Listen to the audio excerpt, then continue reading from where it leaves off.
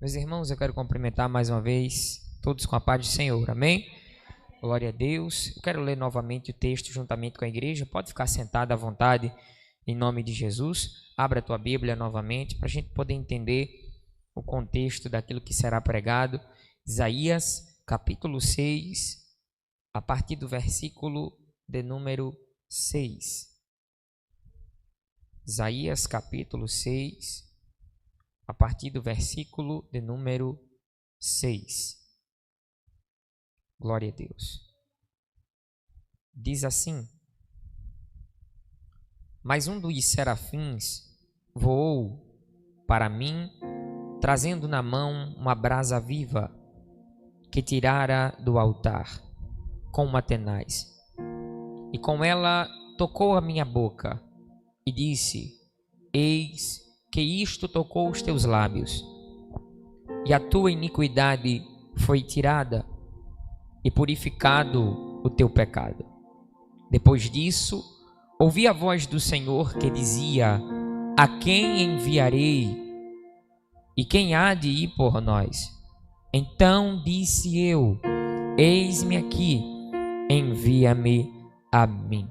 Glória a Deus por esta palavra, em nome de Jesus. Eu quero que você preste bastante a sua atenção, amém? São apenas 30 minutinhos da sua atenção. Não vou ser enfadonho aos irmãos. Eu tenho uma palavra de Deus para a tua vida.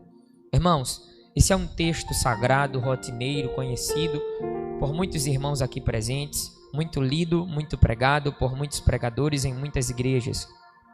Nós precisamos entender que quem está escrevendo esse texto é o profeta Isaías. Isaías, ele é um profeta maior, não porque ele era melhor do que todos os outros, mas era um profeta maior pela quantidade de textos proféticos que ele vai escrever, pois é isso que vai definir o profeta. A primeira coisa que define o profeta é o seu chamamento, a forma como Deus o chama. E a segunda coisa que define o profeta é a quantidade de textos proféticos que ele vai escrever. Tanto é que o Antigo Testamento ele é subdividido em profetas maiores e também profetas menores. Então, profeta maior é utilizado esse termo para a quantidade de textos proféticos que o profeta vai escrever, e menor a quantidade de textos proféticos que vai escrever. E além de ser profeta maior, ele é um profeta messiânico. Ele foi incumbido de falar sobre o Messias.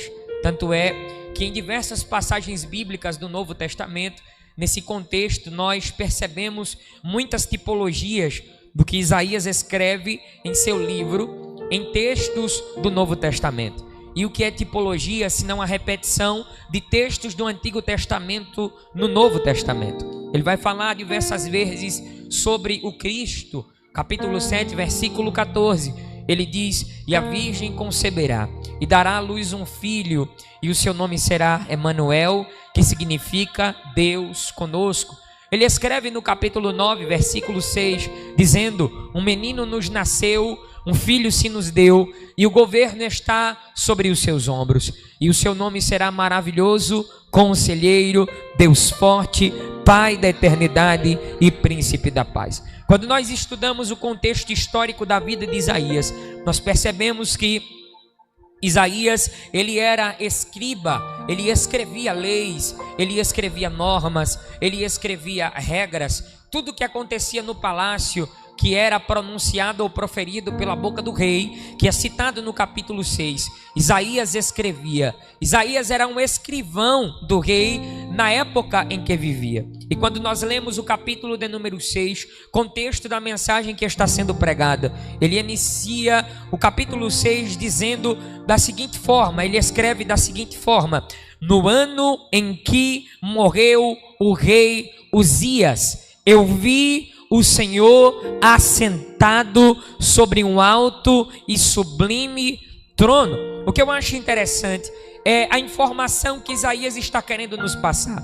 Isaías está vivendo num regime monárquico, aonde o rei, ele é o chefe de estado que detém o poder absoluto, e esse poder é concedido a ele através da hereditariedade. O avô passa para o pai passa para o filho e o filho passa para o neto. Ele está dizendo que no ano da morte do rei Uzias, ele viu o Senhor assentado sobre um alto e sublime trono. A segunda informação que ele está querendo nos passar é que ele está deixando de ser escriba e está passando a assumir um novo papel, um novo ofício, um novo trabalho. Ele era escriba, ele escrevia para o homem, ele escrevia as leis, ele escrevia as normas, ele escrevia o que o rei proferia, o que o rei falava. Mas agora, aquele a quem ele trabalhava acabara de morrer, porque é isso que ele está dizendo. No ano da morte do rei Uzias, ele está dizendo: eu não trabalho mais para o rei Uzias, porque o rei Uzias acabou de morrer. Mas quando eu pensei que não iria mais trabalhar, aí eu vi o Senhor assentado sobre um alto e sublime trono. A primeira coisa que nós percebemos é que Deus começa mudando o trabalho de Isaías. Isaías era escriba, escrevia para o homem, mas agora deixa de ser escriba e Deus o seleciona como profeta. Era como se Deus estivesse dizendo assim para ele: eu não quero que você escreva mais para homem, o que você escrevia para homem agora você vai escrever para mim.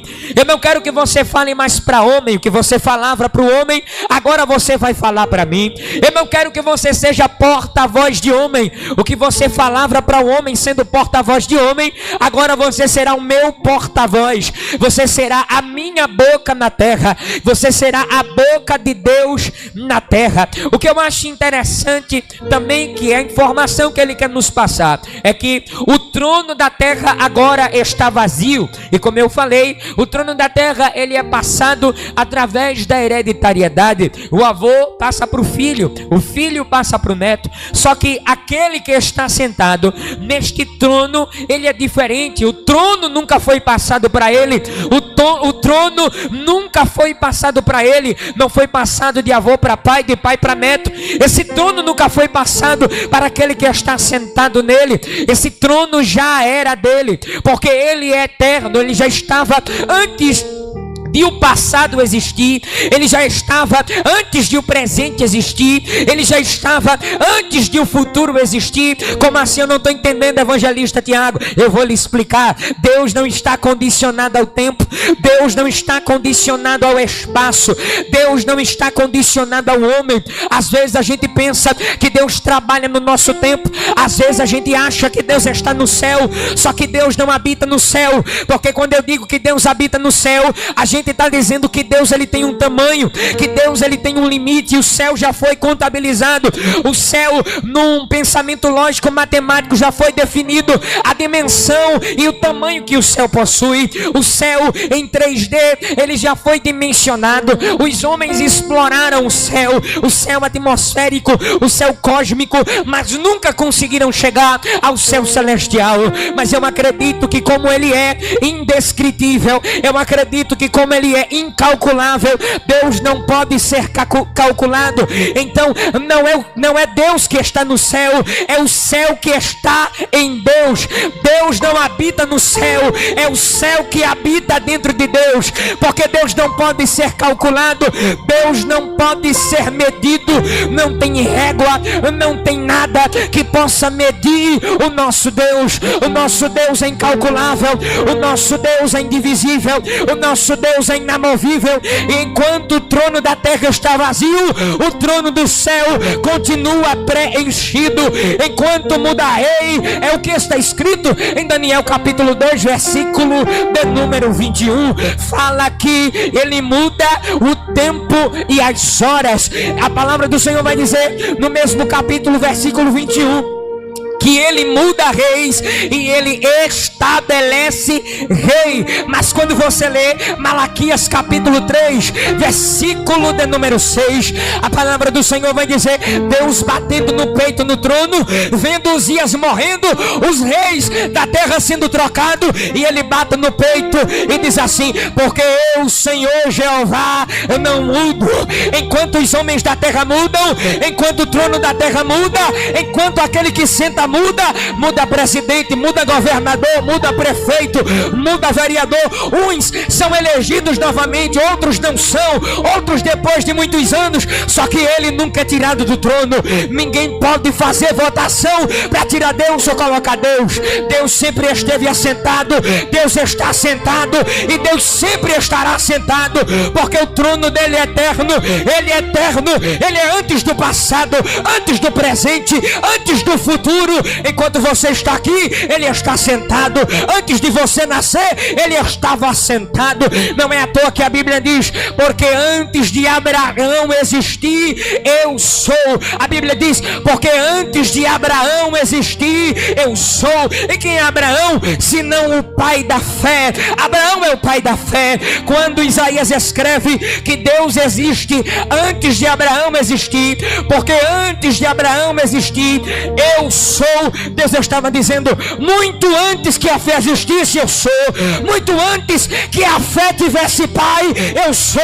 Deus está dizendo: eu sou antes da fé, eu sou antes do homem, eu sou antes de qualquer coisa. Não tem ninguém que me mude, não tem ninguém que me tire, não tem ninguém que me prenda, não tem ninguém que me mata. Me prove na Bíblia, eu provo só se for agora. Isaías 43 e o verso 13: ainda antes que houvesse dia, eu sou, e ninguém há que possa fazer escapar das minhas mãos.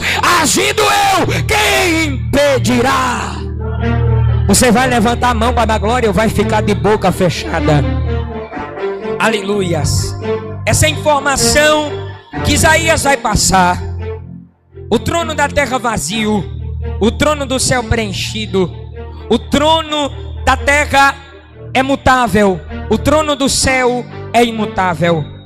Um rei que morre, um rei que recebe o seu reinado, e um rei que permanece assentado no trono.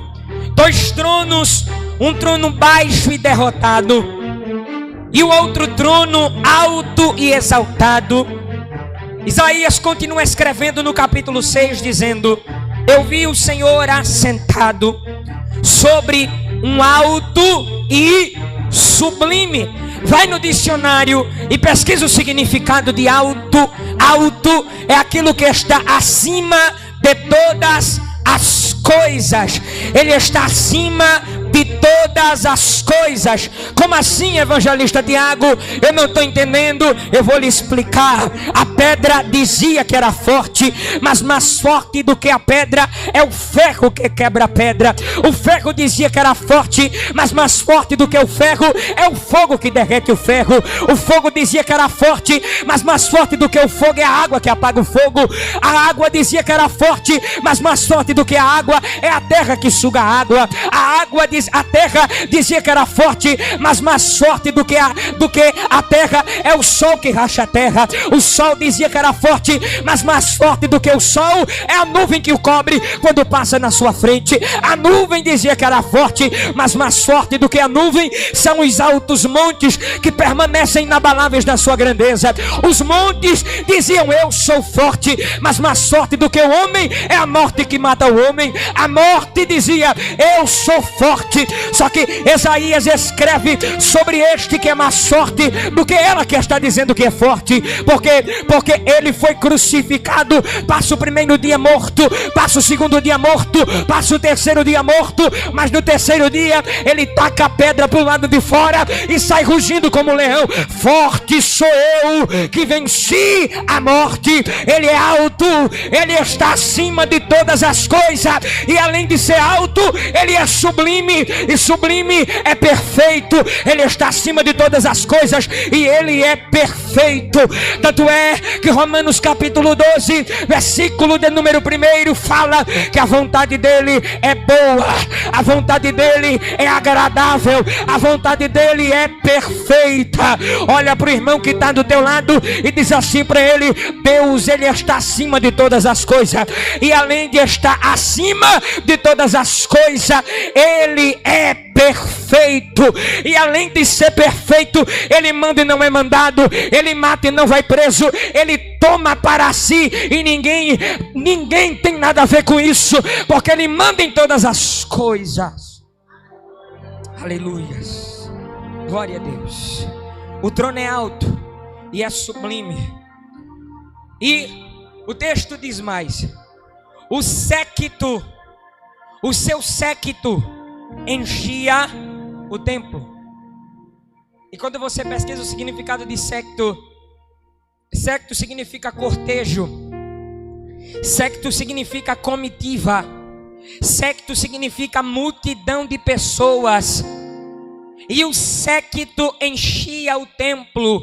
Eu creio que o séquito é a grande miríades de miríades, e a grande quantidades e quantidades e milhares de anjos que estão no céu. O séquito enchia o templo. O séquito é o que está escrito em Apocalipse. Os 24 anciões, 12 do lado direito, representando as 12 tribos de Israel: Rubem, Simeão, Levi, Judá, Isacar, Zebulon, Benjamim, Dan, Naftali, Gad e Aser. Do lado esquerdo, 12 cadeiras com 12 anciãos, representando também os 12 apóstolos de Jesus, as 12 tribos e os 12 apóstolos. E os 24, eles se unem, eles unem o útil ao agradável. E quando eles unem o útil ao agradável, a palavra do Senhor vai dizer em Apocalipse, João o evangelista escrevendo, ele vai dizer que tira a coroa da cabeça, coloca a coroa no chão, aponta para o que está sentado sobre o alto e sublime trono e diz assim: digno é ele de receber louvor e adoração. Eles tiram a coroa do chão, bota a coroa na cabeça, senta na cadeira, aponta para o trono e diz: digno é ele de receber louvor e adoração. Eles tiram a coroa da cabeça, se levanta, bota a coroa no chão, aponta para o trono e diz: digno é ele de receber louvor e adoração. O que é que o Senhor está querendo dizer com isso, evangelista Tiago? Eu vou te explicar. Enquanto você quer dar glória, eles estão dizendo: digno é ele de receber louvor e adoração. Mas quando eu não quero adorar, evangelista, quando eu não quero vir para a igreja, porque é domingo, porque é culto de celebração, porque não vem quase ninguém, porque não vem pregador de fora, porque não vem cantor de fora, e aí o que é que acontece? Eles continuam se levantando, apontando para o trono e dizendo: digno é ele de receber louvor e adoração. Enquanto você não quer adorar, eles adoram. Enquanto você não quer dar glória, eles glorificam. Enquanto vocês não querem entrar dentro dos mistérios, eles entram dizendo: digno é ele de receber louvor e adoração. Ele é digno. A comitiva, as miríades. E no versículo 2, Isaías descreve dizendo: os serafins estavam acima dele. Os serafins estavam acima dele. E que coisa intrigante dizer que os serafins estão acima do próprio Deus. Só que nós sabemos que Deus é incalculável. Os anjos estão em Deus e não Deus nos anjos. Deus não pode ser calculado. Mas porque Isaías está descrevendo que os serafins estão acima dele, se eu acabei de dizer que é ele que está acima de todas as coisas, eu vou lhe explicar. Na Bíblia existem vários tipos de linguagem. Existe a linguagem literal, existe a linguagem conotativa, existe a linguagem alegórica, que é quando o profeta, que é quando o homem, ele tenta descrever da forma que está entendendo. E também existe a linguagem antropofológica, que é quando eu tento definir Deus com características humanas. Ele está descrevendo de acordo com o que ele conhece daqui da terra, porque as coisas espirituais são intocáveis. Deixa eu abrir um parêntese para lhe explicar melhor e não ficar um ponto de interrogação na sua cabeça. Quando a Bíblia diz que as ruas são de ouro, os muros de jaspe, não está no sentido literal. A rua não é de ouro, o muro não é de jaspe, porque no céu não tem ouro, no céu não tem diamante. Isso é uma linguagem conotativa. É João tentando descrever da forma que ele ele entende com características que são humanas. Ele viu algo reluzente que brilhava e era amarelo como ouro, e ele vai dizer: no céu tem ouro, as ruas são de ouro. Ele está tentando descrever com características humanas. Isso é uma linguagem antropológica. A mesma coisa é o que Isaías está tentando dizer. Ele está tentando dar uma localização para quem é humano entender o que ele está querendo dizer. O texto vai dizer assim: os serafins estavam acima dele, mas não estava acima. Isso é visão humana. Ele está tentando descrever da forma que ele está vendo, da forma que ele está entendendo, mas não é porque está escrito assim que realmente é assim. Isso é uma linguagem antropológica, e eles começam a definir características dizendo: cada um tinha 6 asas. Isso dá um sentido de que é algo espiritual terrível, é algo espiritual muito forte, é algo espiritual sobrenatural, é algo espiritual extraordinário. E ele vai dizer mais: os serafins, que do hebraico significa abrasadores, anjos que ardem em fogo. E por que os anjos ardem em fogo? Eles ardem em fogo porque eles estão diante da presença de Deus. O que foi que aconteceu com Ezequiel? Caiu como morto quando contemplou a visão da glória de Deus. O que foi que aconteceu com João Evangelista quando estava na ilha de Patmos? Ele vai dizer: eu caí como morto. O que foi que aconteceu em Mateus capítulo de número 17 com Pedro, Tiago e João, que contemplaram Jesus se desfigurando e assumindo a forma de rei, o corpo glorificado? Eles se ajoelharam e não aguentaram olhar para ele. Irmão, se o povo no deserto não conseguia olhar para Moisés quando ele passava 40 dias no monte, seu rosto resplandecia, imagine o próprio Deus. Os anjos, serafins, abrasadores, os que ardem em fogo, eles estão ardendo em fogo por causa da glória de Deus. Ninguém pode ver a Deus, e se alguém vê Deus, morre. E o que é que acontece com os anjos? Como os anjos não podem morrer, eles ardem em fogo, como se estivessem mergulhados dentro de uma brasa, porque a glória de Deus fazem os anjos arderem, fazem os anjos como uma brasa. E o que eu acho interessante é que ele descreve dizendo: com 2 cobriam o rosto, respeito. Com 2 cobriam o rosto, respeito. Com 2 cobriam os pés, reverência. Com 2 cobriam o rosto, respeito. Com 2 cobriam os pés, reverência. Com 2 voavam para se manter no limite que Isaías está definindo. E uns clamavam para os outros. Perceba que a descrição é diferente. E uns clamavam para os outros. Não era para estar escrito assim: e eles clamavam ao que estava sentado. Não. O texto diz: e eles clamavam uns aos outros. O que é isso, evangelista? Adoração indireta. Como assim? A adoração não podia ser direta, não. A gente não adora diretamente. Está equivocado. A gente adora indiretamente. Nem os anjos adoram de forma direta. Por quê? Porque eles não podem olhar para o que está sentado. Então eles não adoram diretamente. Eles adoram indiretamente. Eles não clamam ao que está sentado. Eles clamam uns aos outros. E que clamor é este? Santo, santo, santo, santo, santo, santo, santo, santo.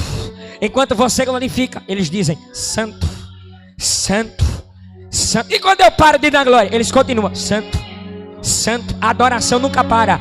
A adoração é constante. A adoração é eterna. Santo, santo. Como assim? Mas eles dizem santo 3 vezes. Que mistério é esse?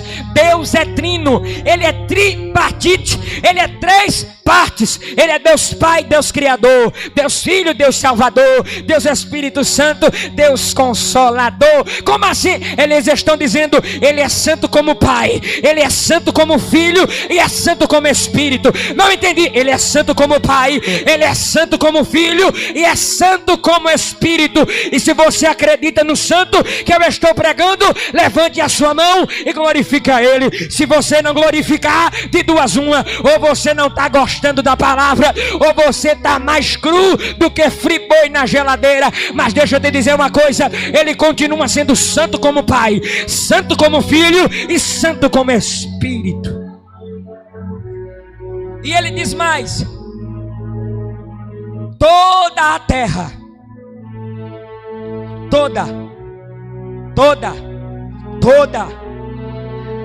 Ele diz mais, versículo 3: toda a terra. O que é isso? O que é isso? Quanto é a plenitude de todas as coisas?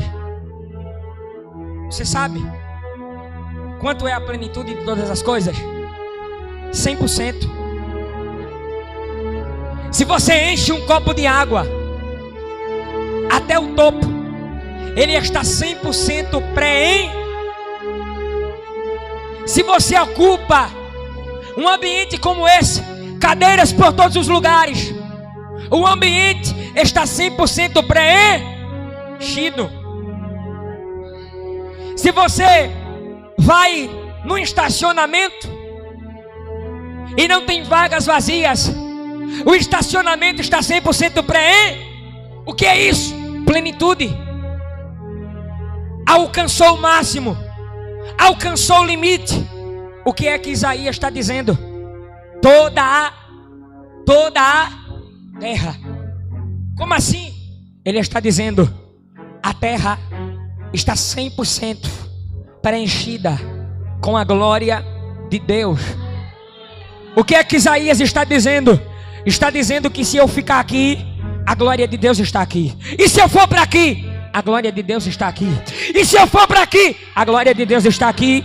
O que é que Isaías está dizendo? Que se eu estiver em Carpina, irmão Felipe, a glória de Deus está aqui. E se eu for para Paudalho, para a congregação de Paudalho agora, lá no culto de Paudalho, a presença de Deus está lá. E se eu for para a congregação de Florestinha, como é que está lá? A presença de Deus também está lá. Se eu sair de Carpina e for para Nazaré, a presença de Deus está lá. E se eu for para a China, a presença de Deus está lá. A presença de Deus está em todos os lugares, porque a terra alcançou o 100% de Deus. A terra está preenchida pela plenitude do Santo que está acima de todas as coisas. E ele diz mais, versículo 4: os umbrais das portas se moveram como a voz do que clamava. Quem é que está clamando? Deus ou os serafins? Quem é que está clamando? Deus ou os serafins? Para eu não ficar no vácuo, diga assim: os serafins. Serafins. Deus ou os serafins? Serafins. Os umbrais das portas tremiam a voz do que clamava. E qual era o clamor? Santo, santo, santo. E o que é que estava acontecendo? Um terremoto. Imagine, a gente aqui adorando dentro da igreja, e a gente começava todo mundo em uma única voz, na mesma frequência e sintonia, dizendo: santo, santo, santo. E de repente um grande terremoto invadia esse ambiente. O chão começava a tremer, os irmãos começavam a se segurar na cadeira, a bateria começava a se estremecer, as coisas começavam a cair, os ventiladores começavam a se tremer todinho, as lâmpadas começavam a balançar. Por quê? Porque a adoração estava fazendo o ambiente tremer. O que foi que aconteceu em Atos dos Apóstolos, capítulo 16? Quando estava todo mundo preso, mais à meia-noite, Paulo e Silas oravam e clamavam. E eu acredito que o clamor deles era o clamor ensaiado dos serafins. Eles diziam: santo, santo, santo. Eles disseram: já que o céu treme, a terra vai ter que tremer. Já que o céu treme, a terra vai ter que tremer. E eles começavam a dizer: santo, santo, santo. E começou tudo a tremer. As portas se abriram, os grilhões se quebraram. Ei, tu quer que aquele negócio se quebre? Tu quer que as portas se abram? Então começa a clamar. Qual é o clamor? Santo, santo, santo, santo, santo. Quando você começar a dizer: é santo, é santo, é santo, a porta vai se abrir, o emprego vai chegar, Deus vai te abençoar. Começa a dizer santo, que Ele opera, que Ele visita, que Ele cura, que Ele liberta nesta noite. Ele é santo. E Ele diz mais. Ele diz assim: e a casa estava cheia de fumaça. Aí a gente entende. A gente entende o que é, evangelista Tiago. A gente entende o porquê da preocupação de Deus. Quando Deus fala com Moisés, dizendo em Êxodo capítulo de número 25, versículo 8: e me farão um santuário para que eu possa habitar no meio. Porque Deus gosta de estar no meio. Salmos 46 diz: Deus está no meio dela, a cidade jamais será abalada. Deus estava no meio da sarça ardente em Êxodo capítulo de número 3. Deus gosta de estar no meio. João descreve no capítulo 1 dizendo: e quando virei para ouvir, para ver aquele que falava comigo, eu vi o que passeava no meio dos 7 castiçais de ouro. Mateus 18:20 diz assim: que aonde estiverem 2 ou 3, Ele estará. Ele gosta de estar no meio. Enquanto muitos se atêm em ficar em casa ocioso sem vir para a igreja, enquanto você não quer ficar no meio das brasas, no meio do fogo, Ele diz: já que os da terra, sendo humanos e carne, imperfeitos e pecadores, não querem estar no meio, eu quero estar no meio. E me farão um santuário para que eu possa habitar no meio. E o que era o santuário? Tabernáculo. E o tabernáculo era dividido, obreiro José, em departamentos: pátio, átrio, santíssimo lugar e santo dos santos. Para o sacerdote chegar no santo dos santos, ele tinha que entrar no pátio. E no pátio ele oferecer a gordura do sacrifício. E ele colocava uma essência no altar para chegar como cheiro suave às narinas de Deus. Quando ele ia entrar dentro do átrio, ele chegava diante de uma bacia de bronze e ele começava a lavar as suas mãos, porque não pode entrar impuro dentro do tabernáculo. Ele tirava aquelas vestes sacerdotais e colocava sobre si a estola sacerdotal de linho, irmão Felipe. Ele colocava a mitra, o peitoral. Ele colocava o urim e o tumim nos ombros. Ele colocava o cinto de ouro. Na cabeça o nome escrito: santidade ao Senhor. Na borda da roupa estava a campainha de ouro e a romã. Eles colocavam um efode de linho, uma túnica por baixo. E eles pegavam o incensário, Beira Vilma, e começavam a balançar o incensário dentro do átrio. E era para que isso? Para aquele departamento ficar totalmente coberto de fumaça. A fumaça cobria todo o ambiente. Eles saíam do átrio e eles iam agora para o santo lugar.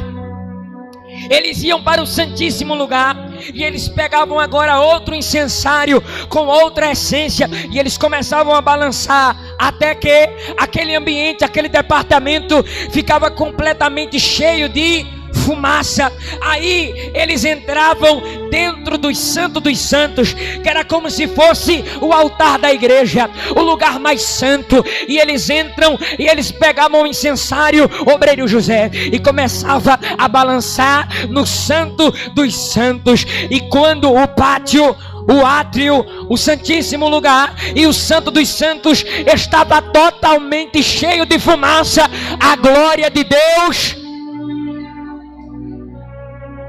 Eu vou repetir isso aqui porque tu não pegou.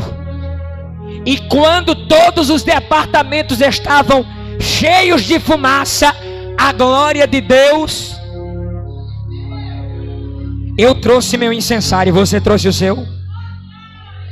Eu trouxe o meu incensário, você trouxe o seu. O que é incensário? O obreiro José já falou aqui com muita autoridade e autonomia sobre isso. As orações dos santos. O incensário também o que é? Ele tipifica também a adoração daqueles que vêm para a igreja, daqueles que congregam. A adoração é um incensário. Quando você chega na porta da igreja, ou melhor dizendo, quando você sai pelo portão de casa e você começa dizendo: glória a Deus, hoje eu vou para a igreja, hoje eu vou adorar, hoje eu vou glorificar. O que é isso? Você está no pátio, você está queimando a gordura, você está queimando a carne, você está tirando o que não presta. Romanos capítulo 8 versículo 5 vai dizer que aqueles que se inclinam para a carne cogitam das coisas que são da carne, mas aqueles que se inclinam para o Espírito cogitam das coisas que são do Espírito. No versículo 8 a Bíblia diz assim: os que estão na carne não podem agradar a Deus. E quando você chega aqui no meio da igreja, você está no átrio, aí você chega com a fumaça, você dobra o joelho e diz assim: Senhor, obrigado, vou chegar mais uma vez na tua casa para glorificar teu nome. Você recebe uma oportunidade, você está no santíssimo lugar, e quando você sobe no altar, você está no Santo dos Santos. Quando a casa está 100% coberta de fumaça, a glória de Deus. Vamos amontoar as brasas, bora. Vamos amontoar as brasas. Vamos juntar um fogo. Eu pego meu incensário, com o incensário do presbítero Severino, com o incensário da missionária Raquel, com o incensário da ovelha Vilma, com o incensário de José, e a gente junta a fumaça e cobre o ambiente. E acontece o que? O que está escrito em 2 Crônicas capítulo 7. Quando a glória de Deus desceu no primeiro templo, os sacerdotes não conseguiam nem ficar de pé. Finalizo agora. Isaías contempla aquela visão no versículo 5 e diz assim: então disse eu, ai de mim, porque vou perecendo. Ele está dizendo que estava morrendo. Está acontecendo com ele o que aconteceu com Ezequiel. Eu caí no chão como morto. O que aconteceu com João? Caí no chão como morto. Ele estava morrendo porque estava contemplando a glória de...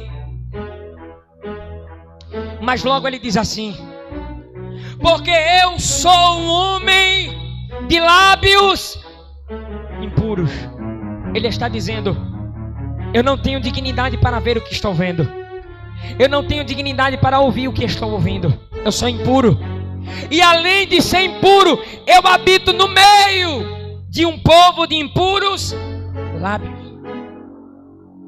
Deus diz assim: o problema é esse, é? Ô serafim, vem cá.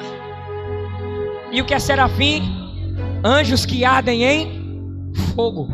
O que é que o serafim vai fazer? O serafim, ele vai pegar uma tenaz.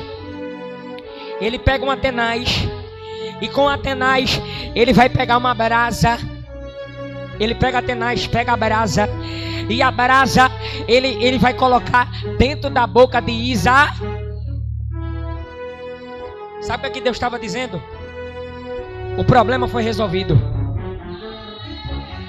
Tu era impuro, agora tu não é mais. Por quê? Porque os lábios estão purificados. Perceba que a Bíblia diz assim, presbítero Severino, que os lábios de Isaías foram purificados. Mas o lábio do povo foi purificado? Não. Deus purificou o lábio do povo, sim ou não? Purificou. Não, melhor dizendo, Deus purificou o lábio de Isaías, sim ou não? Purificou. Mas purificou o lábio do povo? Por quê? Porque Deus, ele purifica os escolhidos. E quando Deus purifica os escolhidos, como a brasa está na boca do escolhido, o escolhido quando prega, o escolhido quando profetiza, ele purifica a boca dos chamados. Você não está entendendo, você não pegou. Deus purificou a boca de Isaías quando botou diaconisa Juliana a brasa dentro da boca dele. Então não precisava mais de anjo com tenaz para colocar a brasa na boca de ninguém, porque a brasa já estava na boca de Isaías. Então quando Isaías pregava, a brasa saía. O que é isso? Deixa eu liberar uma palavra profética de Deus sobre a sua vida. De duas uma, ou você vai rir, ou você vai pegar. Você vai sair daqui hoje arrotando fogo e cuspindo brasa. Quando você chegar em casa, você começa a pregar, você começa a evangelizar. Quando você chegar na igreja, você começa a adorar. E o que é que está acontecendo? Está saindo brasa da tua boca. Tu está cuspindo fogo, está arrotando brasa. E os ouvidos do povo é purificado, e a mente do povo é purificada. Quando tu tá dentro de casa, que tu liga o som e começa a adorar, e a vizinha acha ruim. Porque ela acha ruim? É porque o som tá alto? Não, é porque a brasa tá saindo da tua boca e tá queimando os ouvidos dela. Meu Deus! Então adore aonde você chegar. É por isso que a Bíblia diz assim: tocai a trombeta em Sião, incomodai todos os moradores da terra. A brasa, ela não saiu de dentro de casa. A brasa não saiu de dentro da casa do irmão fofoqueiro. A brasa não saiu de uma roda de conversa. A brasa não saiu de dentro do WhatsApp. A brasa não saiu do Facebook. A brasa não saiu do direct, do message, do YouTube, do Google. A brasa saiu do altar. Quer resolução de problema? O problema não é resolvido no WhatsApp, não é resolvido em roda de conversa, não é resolvido na casa da fofoqueira. O problema é resolvido no altar. E quando ele vê essa visão, que ele é purificado, ele diz assim: a voz sai do trono dizendo: a quem enviar e quem há de ir por? E ele diz: eis-me a, envia-me a mim. Então, que nessa noite você possa aprender um pouco mais com o profeta Isaías, e que você possa se mergulhar cada vez mais nas profundezas da adoração e navegar em águas profundas, porque nunca é só no tornozelo, sempre tem mais para a gente buscar. Nunca é só no joelho, sempre tem mais para a gente buscar. Nunca é só no lombo, sempre tem mais para a gente buscar. Ele está dizendo: o oceano é vasto, o oceano é longo, é grande. Você pode mergulhar em águas profundas, você pode mergulhar na adoração. Amém?